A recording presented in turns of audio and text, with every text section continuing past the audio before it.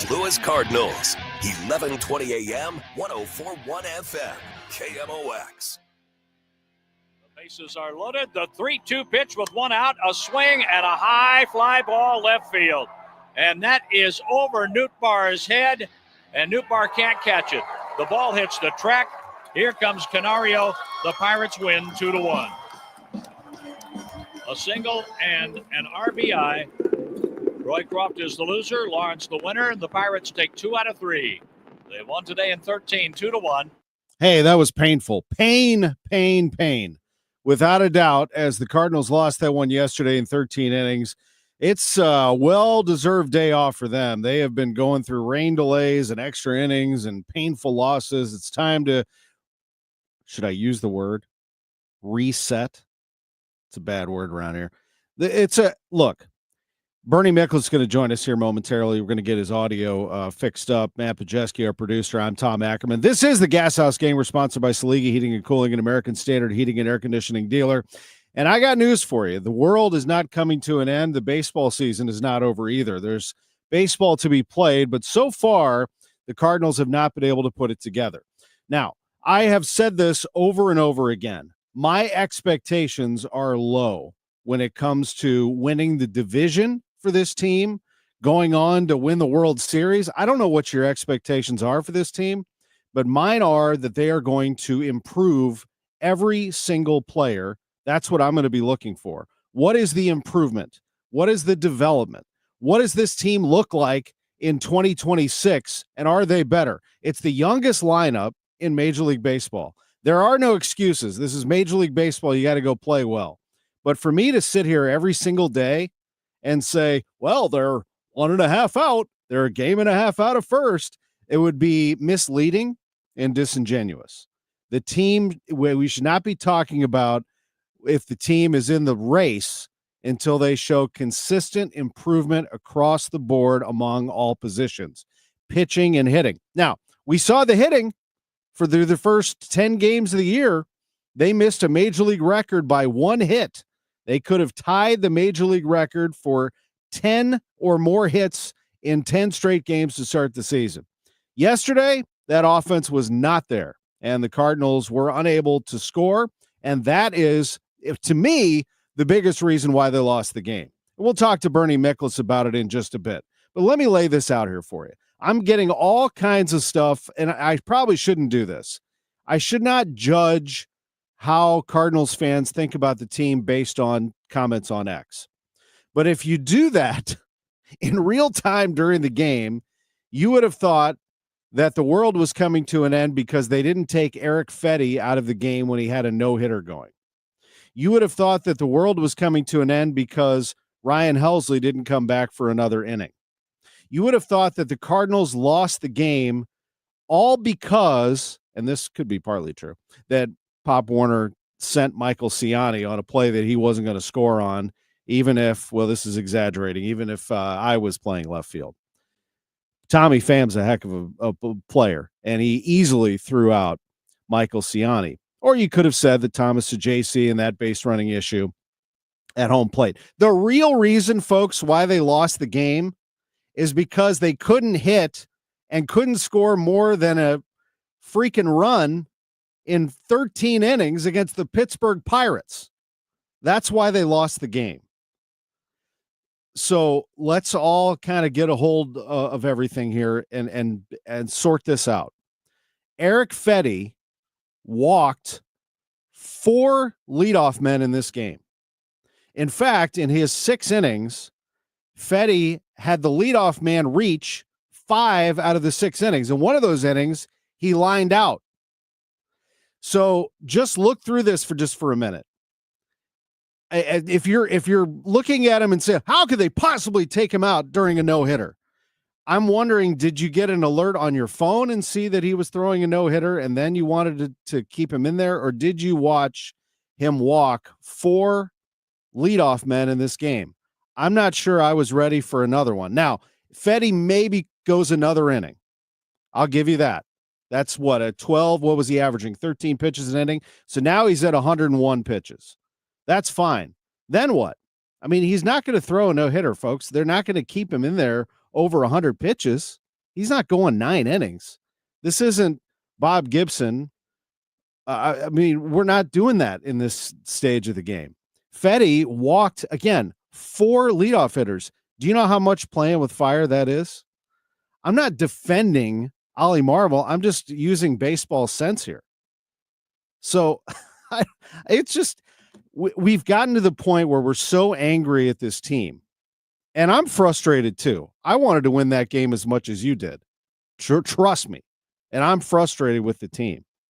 But for me to sit there and look at this thing and say they lost because the Cardinals should have kept Eric Fetty in the game. Are you kidding me? They didn't hit. I don't understand. Now, they didn't hit. Now, in the previous games, guess what? They hit and they didn't pitch. The pitching was horrendous. Fetty's part of the problem. On Friday at Fenway Park, he gave up 5 runs early. Miles Miklasz threw batting practice. And in my estimation, took 1 step out of the rotation. Doesn't sound like they're going to do that. We talked to Ollie Marmol about it on the Gashouse Gang just the other day. He told me, asked me what I would do. I said I would have Matz go in there and switch him. Have Michaelis as your long man. Or I'd just go to Memphis and get Michael McGreevy. Problem solved. And he explained, and I thought in a rational way, that we have depth that we need in this rotation, and therefore we can't just start dipping into Memphis. We're going to burn these guys out. I don't think Michaelis should be in the rotation, so I'm looking for any solution possible. So therefore I would go with the Mats in the rotation solution. But they lost because the starting pitching wasn't able to give them enough innings. Starting pitching wasn't good enough. This time around, that was not the case. The offense was not there. All right. So that's where we are with this club right now. Inconsistency.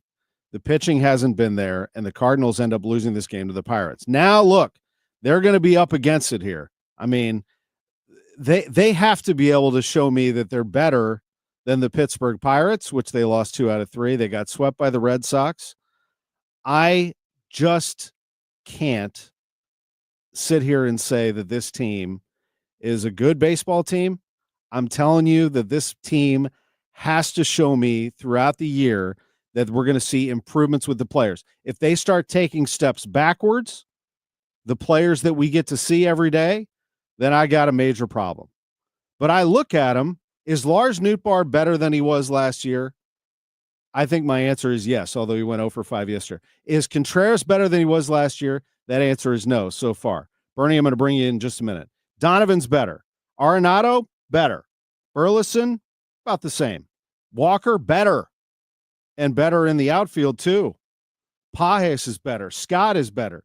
So JC, the jury's still out, although he hit an absolute bomb onto the turnpike in garbage time at Fenway. Mason Wynn, not better. Not yet, at least. And then we could go down the pitching. But let's just hold off for a second. Let's not get our expectations so hyped up that we think this team suddenly was going to be, didn't we know? They didn't make any moves in the offseason. So what did that tell you? They're basically the same team as last year, trying to play younger players and improve and get this thing set up for Chaim Bloom to be great. Are we okay with Bernie? I hear him. Bernie, you there? Yeah. What's going on, Tom? What's going on, man? We're doing it technically. We're going to join you on the phone line, but we get to see you on video. So Bernie, while you were trying to get everything technically put together, I know you heard some of the things that I said. I had to get it off my chest. The Cardinals didn't lose because Eric Fetty was pulled during a no-hitter. I mean, the guy, he walked 4 leadoff hitters. It's very simple. This isn't about one move here or there. They did not hit against the Pirates in a 13-inning loss. I tell you what, man, in my many years of, just kind of monitoring, stuff on X and social media, criticism, the Fetty thing might have been the stupidest thing I've ever seen. So, it really is. Like, okay, you have a team that scored 1 run in 13 innings. You had a team that lost 3 runners on the bases through kind of 2 of them were bonehead things. You had a team that was 3 for 15 with runners in scoring position, right? So why are people losing their minds over the fact that Eric Fetty pitched 6 innings instead of 7? What did people watch the game? I don't know. Do they watch the game? I'm not sure. And I do think, and let me ask you, this is a broad question, but you are as good as analyzing baseball, but also the fans of this team. Have they gotten to the point where they're so angry at John Mozeliak and Ollie Marmol that it just doesn't matter? One move, this move here, they've sort of lost the perspective of how a baseball game is played and the strategy of it. Not all fans, but I'm talking about some vocal ones that have kind of flown off the handle here a little bit. And I see them and I hear them because they're people that I used to actually watch, fans I'm talking about on social media, that made a lot of sense. Well, it's frustrating with me because, I have other fans tell me, and I'm sure you've heard it too. It's like, don't paint us all with the same brush. I mean, most Cardinals fans are smart and they're reasonable, right? They want their team to win, but they're not going to be, just go off on some lunatic fringe rant every time they lose a game.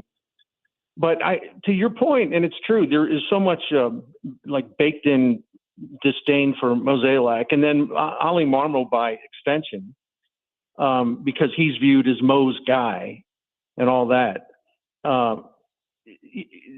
There's a segment of the fan base that just simply is incapable of, analyzing or just critiquing him with any kind of activity whatsoever. It's like whatever he does is wrong.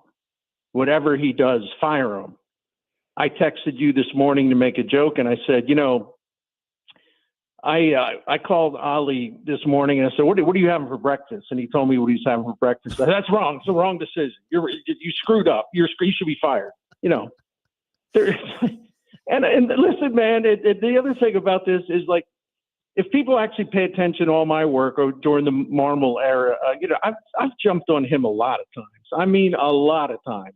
I don't hesitate. If I think something was a screw up, I'll say it was a screw up.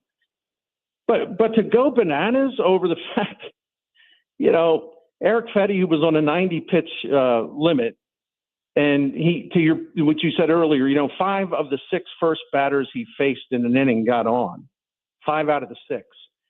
And as Dave Duncan told me many, many times, it isn't just the number of pitches, it's the exertion that went into the pitches. And Dunk would say, if you put the leadoff man on, or if you walk a bunch of guys, you have to work extra hard to get out of those messes that have been created. So Fetty was pretty much spent.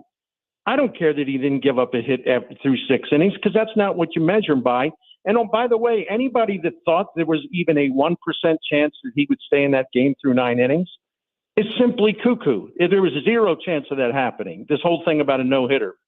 So Fetty came out of the game at the right time. And what I said on my video last night, and I'll just throw it by you now, I think I said this to Matt Pauley. So for the people going nuts over the fact that Fetty didn't go an extra inning, so what they're basically saying is that Ollie Marmol, instead of setting up his bullpen for what would be a reasonable game, where he has his bullpen lined up if it goes 9 innings and they have a lead, or even if they got to go 10 or 11 innings in extra innings, right? So for the people saying, well, he should have, if he would have, used Fetty for 1 more inning, that meant he would have had 1 more good reliever available in extra innings. So in other words, I would love to know the name of a manager in the history of baseball, Major League Baseball, that would have sat there at the end of the 6th inning and said, well, I totally believe, I guarantee you this game's going to go 13 innings. So I have to plan for that. Right? Yeah. Like, what manager sits there in the 6th inning and he's thinking, well, 7 innings from now, I might need that extra reliever. I mean, are these people that jump on this kind of thing, are they even trying to use their God-given brain? I have no idea. Well, and the Helsley thing, you can make a case he could have came back for another inning because he only pitched 10. But you also got to remember he threw 37 innings on Sunday, and even though he had a couple days off, I get it. There was a reason why he was on a limit yesterday. See, Ollie Marmol can't disclose everything. There was a reason why it was going to be a one and done appearance for him yesterday. It was the wrong day to maybe push it with him. And again, people have short memories. Do we remember that, in 2023, he got all torn up by injuries because Ali was using him very aggressively, going more than one inning, things like that, doing it a lot. They came up with a plan to limit it and reduce the risk of injury by making sure you limit him to one inning. And I think it worked. I don't know. Call me crazy. I'm pretty sure it worked. Okay. He set a club record for saves.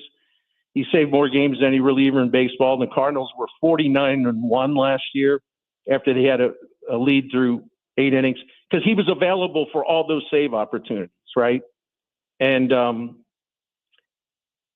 so they went with that formula because it worked last year. It worked beautifully. Now, do you really want to push Helsley on April the 9th? Do you really want to push him on April the 9th? Especially when he's not that far removed from a 37-pitch outing. No. I wouldn't. No, of course not. But then again, I don't have an agenda to blast the manager for everything he does. Well, two things you just really brought up that got my brain going. One is that we do not know, and we never will know, everything that goes on in the clubhouse. And I got to tell you, unless you are in that clubhouse, you do not know. Bernie and I don't know. John Rooney doesn't know. Ricky Horton doesn't know, and they would tell you that. Everything that's kept in the clubhouse, especially when it comes to players physically, is kept in that clubhouse. Why is that? Because they don't make public what's going on with somebody, so not to allow the opposition to know and be prepared ahead of time. So that's a thing. In the NFL, there's an injury report. That's why do you think in the NHL they say upper body, lower body? They don't let you know that the guy's knee is busted, so you don't run into his knee, or you can prepare for his ability to skate a certain direction or how he plays. Same thing in baseball. Here's the other thing. You use the word exertion. The game is different today, where Bob Gibson or, whoever it is, Bert Blyleven, I don't know, going into the 80s even, and even in the early 90s, where pitchers went 8 or 9 innings, John Tudor, Dwight Gooden, they did not go all out the entire time like these pitchers do now, knowing that they only need to go 6. I mean, so Fetty, to your point, the exertion level's different. I'm not saying that he's any different. I mean, Bob Gibson is the greatest pitcher of all time. I'm just saying the greatest right-handed Cardinal of all time. But I'm saying in pitchers today, as opposed to the past, they're not prepared to go 9. There's no way that Eric Fetty took the ball and said, all right, I'm going 9 today. He's going 6. So just keeping that in mind, pitch count, it's a little bit different than it used to be. It's the stress level that goes into the pitches. Duncan and I would talk about this all the time, and he just said, you can have a guy throw 110 pitches in a start, 115 pitches, 120 pitches in a start, and you stay with it, and then another guy, you pull after 85 pitches, and people are going to go, well, what's the difference? Like, why would one guy be limited to 85, 90 pitches and another guy go 115? He said, because it's the degree of difficulty. He said, when a pitcher's really rolling and there's not a lot of turbulence along the way, where he doesn't have to max out a lot, and he's throwing a lot of pitches, max out intensity, pitch after pitch after pitch. He's not going to be able to go 110 or 15 pitches. He's just going to stall out. But a guy that's rolling along and he doesn't have that turbulence and everything's kind of happening, falling into place, and the innings are relatively easy. Well, he can go 120, 125 pitches because the stress level is a lot different. It's a lot lighter than a guy who's basically fighting the entire time he's out there on the mound just to make sure, the sky doesn't fall in and he's pitching his heart out. Well, that's how guys get in this era. That's the fastest way guys get tired, and I don't really think it's all that difficult to understand, Yeah. No. Guys are going to run out of gas at different times. And a lot of it is based on how hard they've been working on the mound. to try to avoid trouble and really having to fight through innings. Sorry. No, definitely. And let me tell you again, folks, for the 5th time on this show, he walked 4 leadoff guys. That is playing with fire. I like Eric Fetty. I'm glad he did what he did, but he got away with it. I mean, he's great, but he got away with it without question. You're just asking for trouble. We'll take a break. We'll come back. Cardinals needed a hit. That's the reason they lost. Bernie Miklasz, Tom Ackerman. It's the Gashouse Gang on KMOX, and we'll be back right after this. Charlie Brennan alongside once again with Dr. Colleen Bosler from the Audiology Center. What do people look for in a hearing aid? People want a hearing aid that will help them to hear their family at dinner, their grandchildren, or help them hear their friends at their weekly breakfast get-togethers. Expectations have always been high with hearing aids, and the hearing aids are always improving. The latest technology has great ease of use, Bluetooth capabilities, and better understanding in the speech and noisy places. We're hosting our spring sale event April 21st and 22nd this year. It's an event where you can listen to the hearing aids for yourself. For 2 days only, we're offering $700 off a set of the latest hearing aid technology, free earwax removal, free hearing screenings, and free hearing aid cleanings. We're so confident that you're going to love this new hearing aid that we're giving away free trial periods. Thanks, Dr. Bosler. Again, the spring sales event, April 21st and 22nd. To learn more, the Audiology Center, STL.com. The following heartwarming yet informative scene is brought to you by Trust and Will. Son, your grandpa and I used to work on this car together, and when I'm gone, I want you to have it. Wow. Thanks, Dad. Doesn't count. What you need is a will. Luckily, Trust and Will makes it easy. Designed by attorneys, but customized by you, you can easily create a state-specific, legally valid document that actually counts. Now, let's let the engine do the talking, am I right? Start your will at trustandwill.com. Use offer code COUNT for 20% off and make it count. Trust and Will is an online estate planning service. For details, see trustandwill.com. Seems everything costs more these days. Gas, groceries, and when's the last time you checked your wireless bill? When it comes to big wireless, if you're staying, you may be overpaying. Switch to Consumer Cellular to get the same fast nationwide coverage without the big wireless bill. Plans start at just $20 a month, and now for a limited time, new customers can get their second month free. Call 1-888-FREEDOM, visit a store near you, or consumercellular.com and start saving today. Plans include $5 credit for autopay and e-billing. Taxes, fees, and other third-party charges will apply. See website for additional details. At California Psychics, we know that when you haven't found love, it feels like everyone else has. Every movie has a love interest. Every song is a love song. Where are all the songs about cats? Well, the joy of early bedtime. And of course, the PDA. Looking for love sucks. Thankfully, California Psychics can give you the guidance you need to help you find the one. We connect you with the very best. In fact, 98% of the psychics who apply to work with us don't make the grade. That's why we can guarantee if your reading isn't life-changing, it's free. Download the app or connect with us at CaliforniaPsychics.com. Right now, new customers receive 20 minutes for just $20. So you could be feeling all lovey-dovey real soon. Experience the joy of certainty. California Psychics. This May, the Lamar Hunt U.S. Open Cup is coming back to St. Louis. Join us at Energizer Park for the round of 32 as St. Louis City SC plays for this historic trophy. Get tickets now at stlcity.com/Open Cup. Anderson is the #1 window and door brand for customer service. Find out why Renewal by Anderson has the most 5-star reviews in St. Louis at rbastl.com or call 314-332-1957. rbastl.com.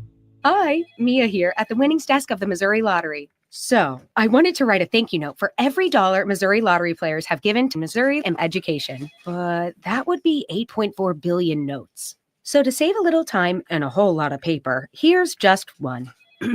Dear every single lottery player in Missouri, thank you for helping us give $8.4 billion to Missouri and education. Sorry, my trumpet's in the shop. The Missouri Lottery. Winners welcome and play responsibly.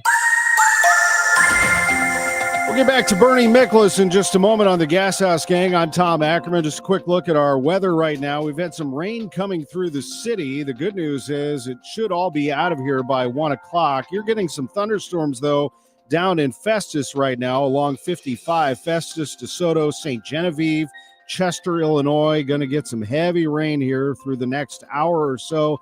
then everything should get through. We're going to have a high of 70 today. A little bit of rain tomorrow, but sunny and cool with a high of 58.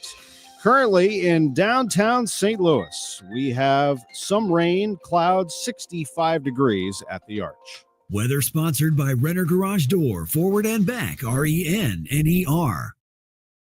The beginning of the new season is a perfect time for a tune-up from my friends at Renner Garage Door. Need a new door? Get a free replacement quote today. RennerDoorSTL.com. Forward and back. Giddy up! Tomorrow, the Cards, the Phillies. Cameron Total Access 620. Cardinals Radio, 104.1 FM, KMOX.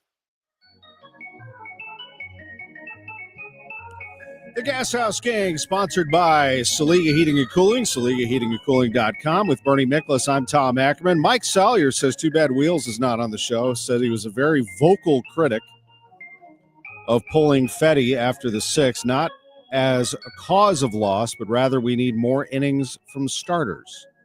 Your thoughts on that, Bernie Miklasz? Well, as a general principle, yes. But, I mean, does that apply to every situation? I find it hard to believe Kevin Wheeler would say yes to that. Of course they need more starters, more innings from starters. But yesterday, specifically, when he's at his pitch limit already, and, you know, he had five of the 6 guys that let off the inning get on base, so he's sort of working through trouble. And he was pretty much spent from what I'm told. You know, he was asked and he said, you know, I think I've had enough. But once again, I'd say this to my dear friend Wheels or anybody else. What the heck does him pulling Fetty after 6 innings have to do with a team that scored 1 run in 13 innings, that got 3 people thrown out on the bases, and then went 3 for 15 with runners in scoring position? What in God's name does pulling Fetty after 6 innings have anything to do with the real reason why they lost the game? The only reason why they lost the game. It's pretty wild to me. We're getting a little mixed in this no-hitter versus winning the game versus reality versus baseball knowledge. It's so misplaced. Look, and I love Wheels too. And Wheels, I'm sure, has great reasons for what and how he would articulate that. We're going to go to our guest line, however, at the moment. And here's somebody who would finish games, I assure you of that. And that is former Cardinals closer Jason Motte joining us on KMOX. Motter, it is always great to have you back on the air. How are you? I'm doing awesome, but just for the record, I would not want to be starting a game and then trying to finish a game. I think my arm would fall off. So I just want to let the record show that I could come in every now and then and get a couple outs at the end of a game. But yeah, I don't think I could do what those starters did. And yeah, if I threw 30 pitches in a day, I was like, I think my arm's gonna fall off. So. Yeah, well, you went from catcher to reliever. Tell me first, before we get into your great history with the club, about that transition. Yeah, I mean, the farther I get away from it, the more I look back, and you know, it was pretty simple. You know, I hit about $180 in the minor leagues, and you know, the Cardinals pretty much came to me and said, you can try to pitch or you can go home. And I was like, seems like a pretty easy answer here. I think I'll give it a whirl. You know, so I went out there, and you know, along the way I had some really, really great coaches, great teammates that I learned a lot from. So I got a chance to go out there and play alongside some really great players that helped, and like I said, some great coaches that steered me in some right directions and helped me go out there and be the best that I could be. So it was a blessing in disguise. So you know, the catching part got me there, got me drafted.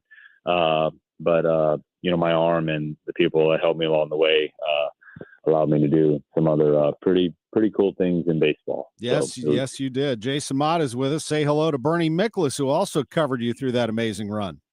Hello, Bernie. How are you doing, sir? Hey, what's going on? I tell you what, man. He was a great Cardinal and a great story. And I remember, you know, in 2011, Tony La Russa and Dave Duncan, they weren't sure what to do about a closer, and they tried a few guys and it wasn't working. So they gave Jason Motte the chance, and they stuck with him. And as they say in cliche land, the rest was history. And I want to go back to that point where you could tell they were going to invest in you as a high leverage guy and more tough spots, closing out games. Did you feel at the time, how confident were you at the time that you could handle that and do a good job? Very confident, if that's the right word to use. I try not to look at any situation any differently than the next situation. And I thought we'll probably get into this later on, but I coach high school baseball down here in Memphis, and I tell our boys all the time, I'm like, the score doesn't matter, who's up doesn't matter, what inning it is doesn't matter. Nothing changes for what your job is out there, whether it's at the plate or on the mound or in the field. So for me, my job didn't change whether I was coming in the sixth inning to get, a couple outs with second and third, or to close out a ball game in a one-run game. I really didn't try to make it, I guess, bigger or more than it was. Then, like I said, at the end of the day, I had a job to do, and I just went out there and tried to get 3 outs before they scored any runs. And like I said, it didn't matter to me whether it was the ninth inning and I was getting a save, or if it was the sixth inning and we're losing by 17 runs. Every time I went out there, I didn't want to give up a run. That's the same thing that all these pitchers are doing, right? They're not going out there like, hey, you know what, we have a 3-run lead. I can let up 2 today. They don't want to let up any, and so like I said, for me, my mindset didn't change from whether I was throwing whichever inning, go out there, make a pitch, try to get him out. And then, if that guy did something, well, the next guy's going to get in there. If I get a chance to pitch against him, I'm going to go out there and do my best to get him out. So I tried to keep it as simple as possible. And that's kind of the way I went out there and try to go about it. So.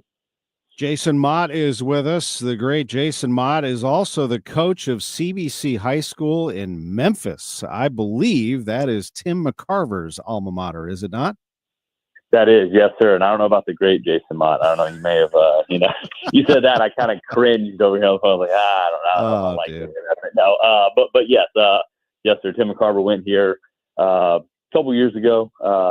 Went here was a great baseball player in this area, Memphis area, but also obviously in St. Louis, and all the great things he did up there. So I know he's one like many of the legends that we've had come through St. Louis has been severely missed. And you're bringing the boys up here for the game Saturday? I am, yes, sir. So we're actually we're leaving. We're going to come up there tomorrow. We're playing CBC St. Louis and Parkway South tomorrow. Playing 2 games up there, and then we're bringing the boys to the game on Saturday.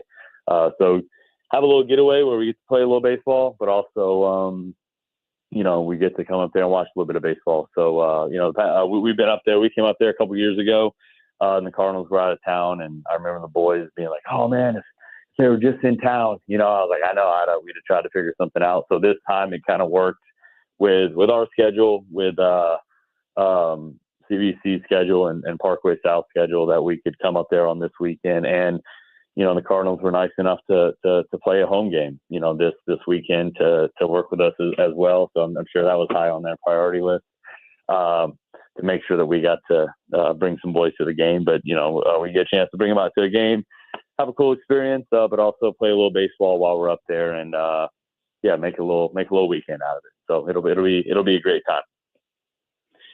Jason, Bernie again. I want to ask you this. It's when athletes have a career and they at the highest level, and you closed out a World Series championship, and that's a pretty high level.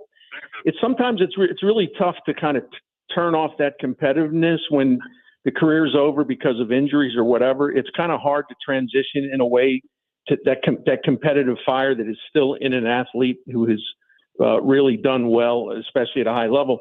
So I wanted to ask you: has coaching been a great thing for you to get involved in terms of the competitor in Jason Motte, but also the teacher and the guy that was always a great team player in St. Louis? Is coaching a good outlet for the things that you still want to do and the things that you can offer?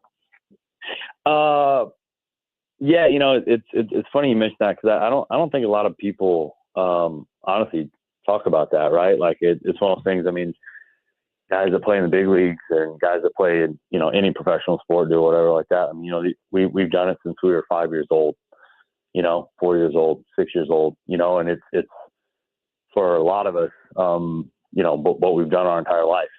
So when that time does come, and the time comes for everyone, right, that you're no longer playing baseball, it's what do you do next, or how do you, go about that? But it's one of those things that I don't think is really talked about a lot. And I know that some people have easier times with it than other people. It's like, hey, what do I do with my time? What do I do with my energy, and stuff like that. I know for me, from a competitive standpoint, I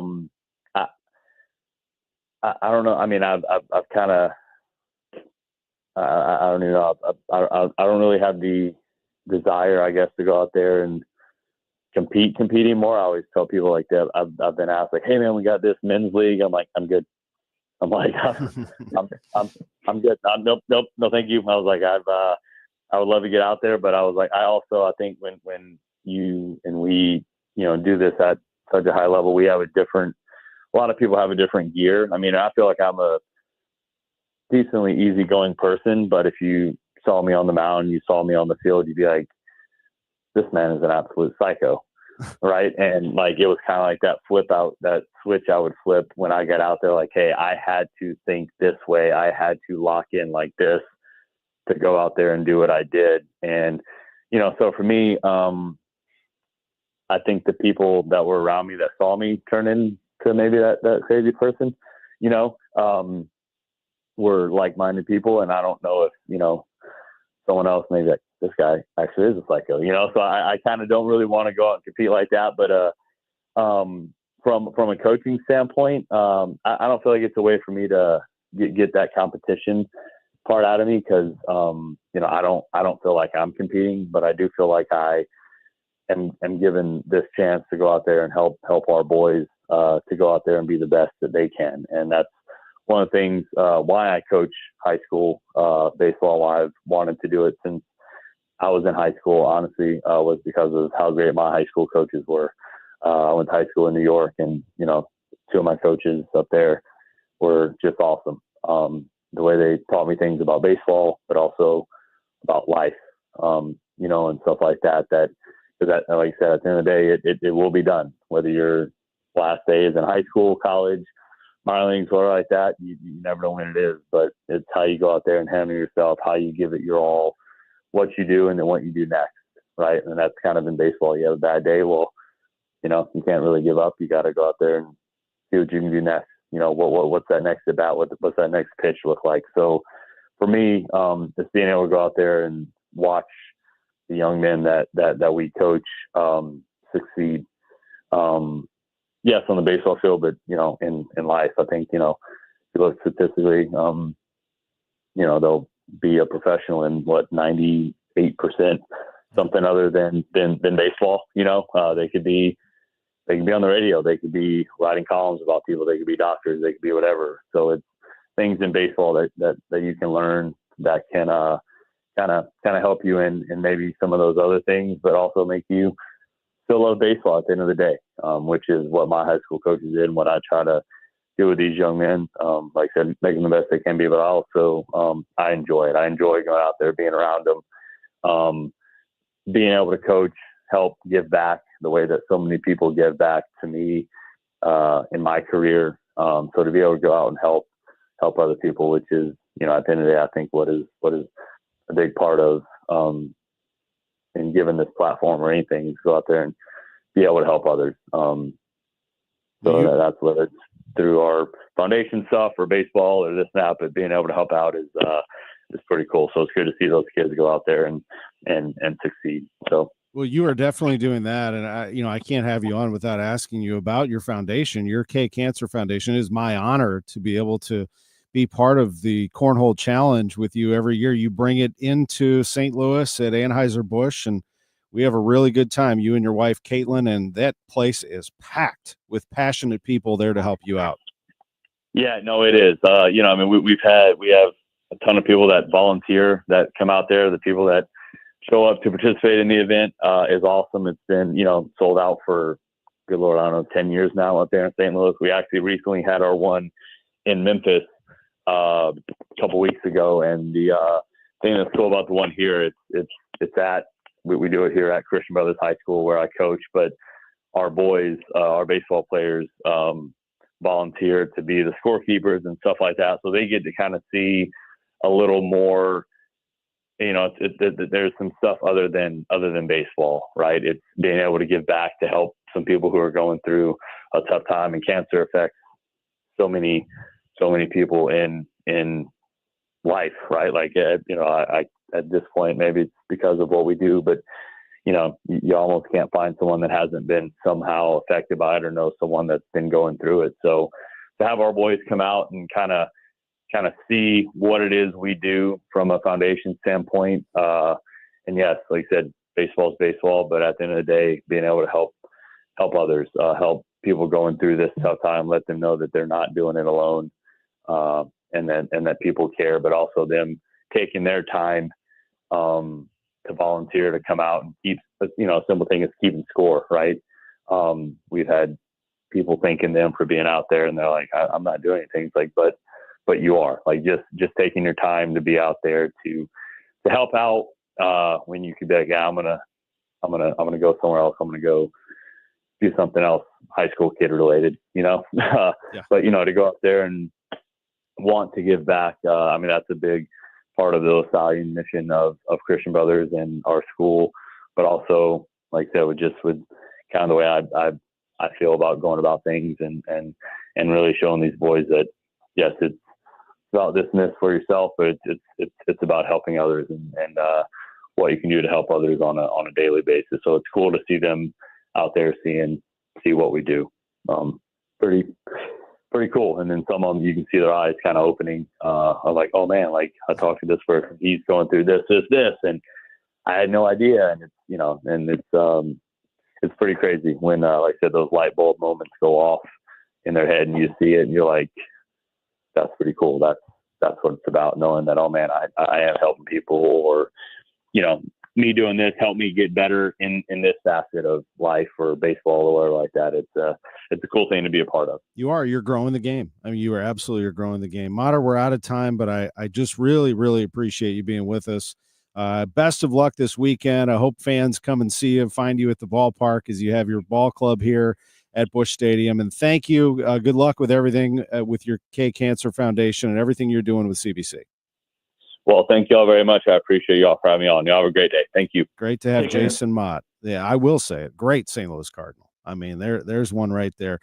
Bernie Miklasz, before we take a break, tell us about our great sponsor, Saliga Heating and Cooling.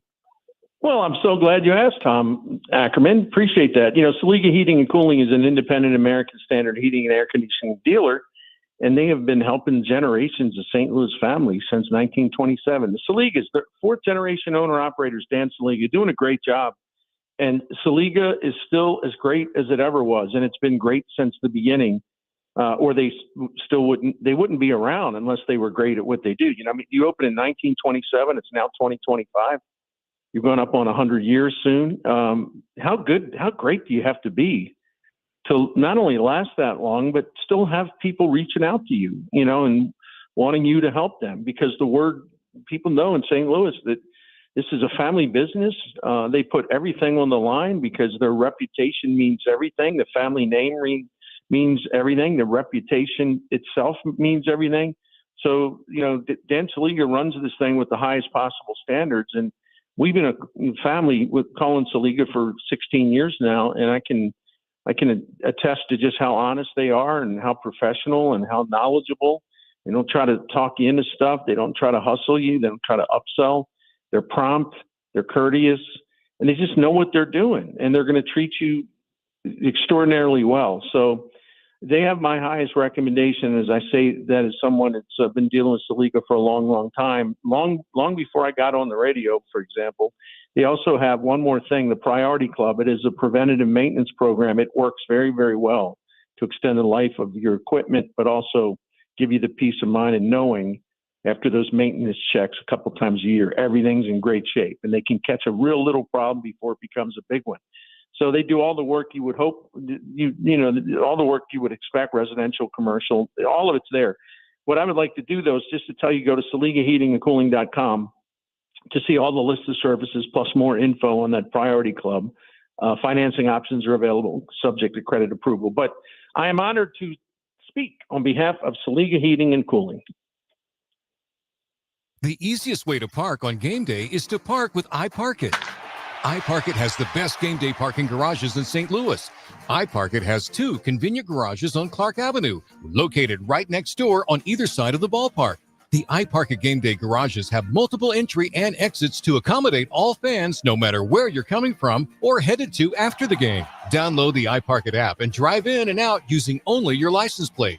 Use iParkit for convenience and peace of mind on game day. I had the worst dream last night. You were in a car crash and the kids and I were on our own. We had to move out of the house because I couldn't afford it anymore. That's awful, hon. My brother got life insurance from Ethos and it only took 10 minutes. And he got $2 million in coverage for around $2 a day. It's all online. No medical exam. He just answered a few health questions right from his house. Ethos, here we come. Visit ethos.com/radio. That's ethos.com/radio. Sample rate is a 10-year term life policy for 35-year-old healthy, non-smoking male. Billed monthly. Hey, Green Gobbler here. So you've got a clogged drain in your bathroom. Water in the sink's overstaying its welcome.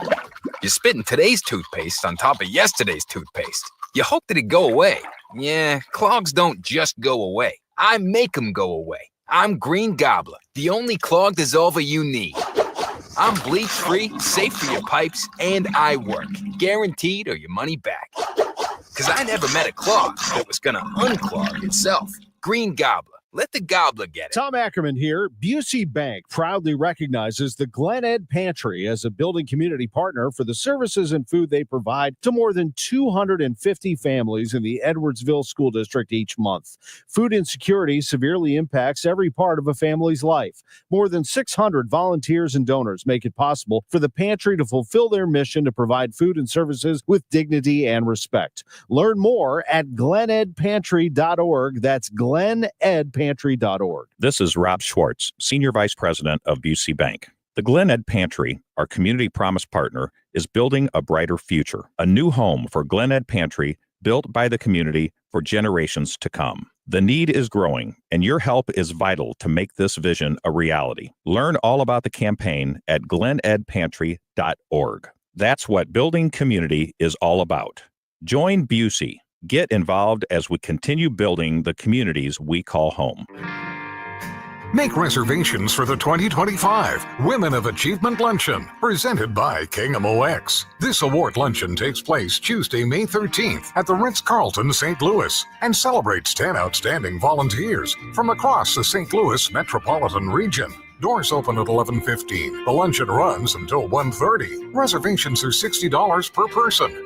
Sign up and find more details now at KMOX.com/events. I'm Ultima Morgan of Morgan & Morgan. Every time one of my children started driving, it was terrifying. Thousands of accidents happen across the country. We see it every day. If you've been injured in a car accident, call us. Dial pound law or visit forthepeople.com for an office near you. We all hear the radio ads about the IRS. They tell you to be afraid, to be scared, and they try to frighten you into calling. I'm not here to do that. Tax Relief Advocates is different. TRA is here to tell you that if you owe money to the IRS, whether it's $5,000, $50,000, or $500,000, we have a solution. It doesn't matter if you're sitting in your car, at work, or with your kids. No matter where you are, call now. 800-575-6481. Don't lose hope. TRA can eliminate or reduce what you owe to the IRS. Generous programs are now available that can give you a fresh start. Our passion is taxes and helping individuals fix their IRS problems. We have over 1,000 5-star reviews on Google and an A+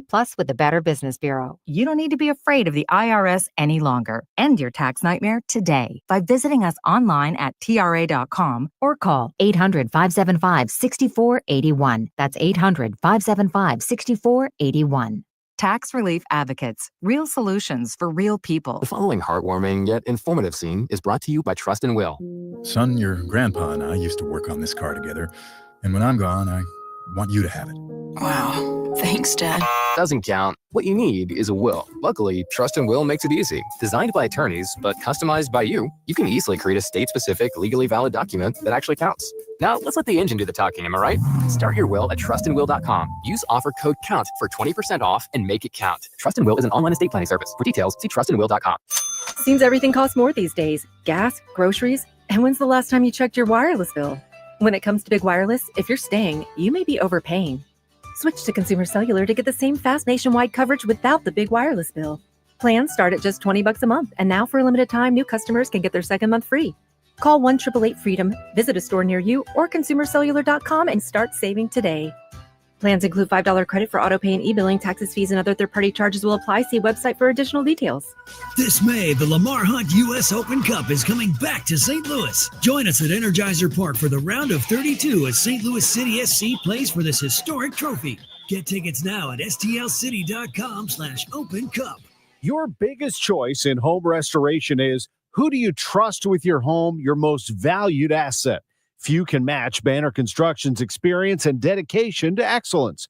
Banner is an elite preferred James Hardie contractor and Pella window specialist. Restoration is a one-time opportunity to have Banner's design team show you architectural options to make your home the neighborhood showcase. Call for a free consultation, 314-569-1050, and have a Banner day. Now, back to the Gashouse Gang on your home of the St. Louis Cardinals. 1120 AM, 104.1 FM, KMOX. Bernie, we talked so much, but we had to pay the bills there. I mean, what are you going to do? That's right. It was good to visit with Jason Motte. What a terrific guy he is. He really is. is. What a wonderful post-baseball career he's had. Very fulfilled man, does a lot of great for his community and charitable causes. Really admire him a lot. You can go back in the show and listen to our thoughts on the extra inning loss to the Pirates as well, and some really thought-provoking things I thought from Jason on life after being a high-level athlete. For Bernie Miklasz and our producer, Matt Pajeski, I'm Tom Ackerman. Thank you for joining us on the Gashouse Gang, brought to you by Saliga Heating and Cooling. Spring is here. Your valuable I'm John trees Morgan inspected by Gamma Tree to enhance the beauty. America's largest injury law firm. For your case, there's lots of reasons. Just like there's a reason millions of people called us last year in their time of need. When it comes to fighting